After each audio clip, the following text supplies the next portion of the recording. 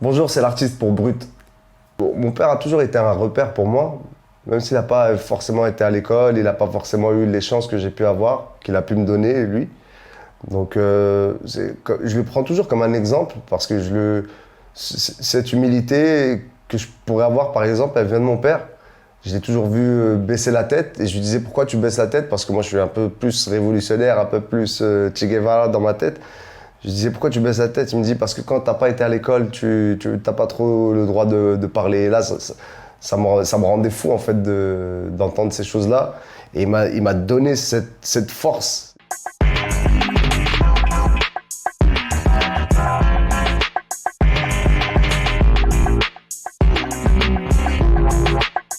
Un des moments qui m'a marqué au tout début, c'est mon arrivée en France. C'est en hiver 91. C'était la guerre du Golfe. Il y avait déjà beaucoup de. Je voyais que ça s'agitait. J'étais trop jeune pour comprendre, mais je voyais que ça s'agitait dans l'actualité. Et moi, j'arrive dans ce pays où il fait froid, où il y a beaucoup de lumière, où il y a des escalators, des escaliers qui bougent, ça fait peur. Là, j'avais 8 ans et je revenais de Marrakech, où il faisait 40 degrés. Donc je suis passé de 40 degrés à 3 degrés, je crois, un truc comme ça. Je suis arrivé avec mes deux grandes sœurs et mon petit frère et ma mère. On est arrivé en avion, on est arrivé à l'aéroport, j'ai rencontré mon père. En fait, je le connaissais déjà, mais j'avais plus de souvenirs de lui. Donc vraiment, mon but principal à ce moment-là, c'était de voir mon père et je voulais courir voir mon père. Et dès que je l'ai vu, je l'ai reconnu. Et voilà, ça c'est un des moments les plus forts quoi, dans ma vie. Voilà. Parce qu'il était tout seul parmi tous ces gens. Et moi, je savais qu'il était tout seul depuis tout ce temps-là. Donc c'était fort, c'était un moment très fort. Lui, il est arrivé avant nous, il était avant que je naisse même, il fait partie de cette vague d'immigration qu'on a appelée pendant l'industrialisation, la réindustrialisation. Et lui, je me rappelle à l'époque, c'était Chrysler, ensuite les fonderies, les foyers Sonacotra, tout ça. Donc ouais, voilà, c'est cette génération-là et puis cet homme tout seul qui retrouve sa famille. Donc ouais, je pense que pour lui et pour nous, c'était un moment fort.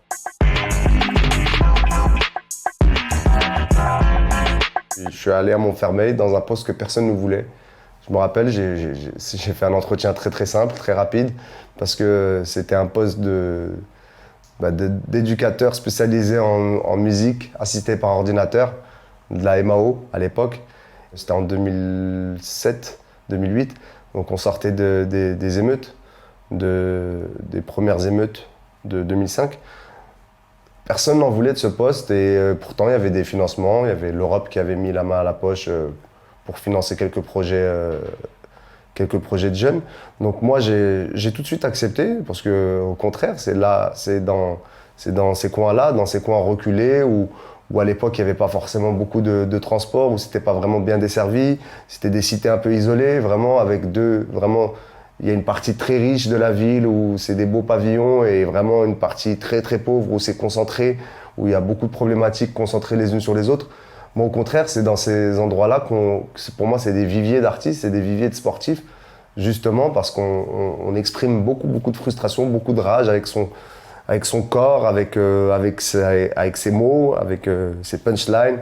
Donc au contraire, pour moi, c'était justement l'endroit où il fallait aller et je me suis pas trompé du tout parce que j'ai pu me mélanger à d'autres jeunes. Moi-même, je viens d'un quartier, mais à d'autres jeunes d'un autre quartier qui étaient peut-être un peu plus en difficulté que dans mon quartier, par exemple, à Bondy-Nord, même s'il y a il y a énormément de difficultés dans mon quartier aussi.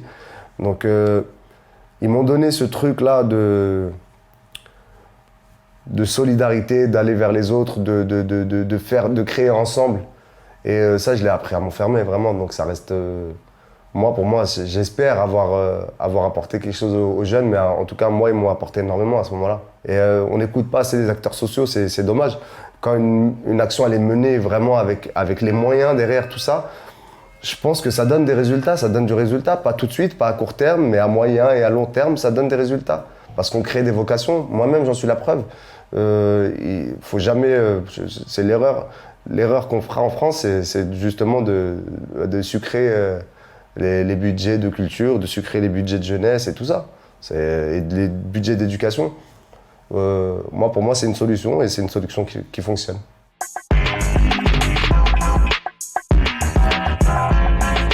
Alors, à mes 13 ans, à mes 12 ans, j'étais en moins de 13 à Bondy et un des moments que je retiens, c'est, oui, j'étais un des petits qu'entraînait Wilfried Mbappé, qui est le père de notre champion du monde, notre Kylian national.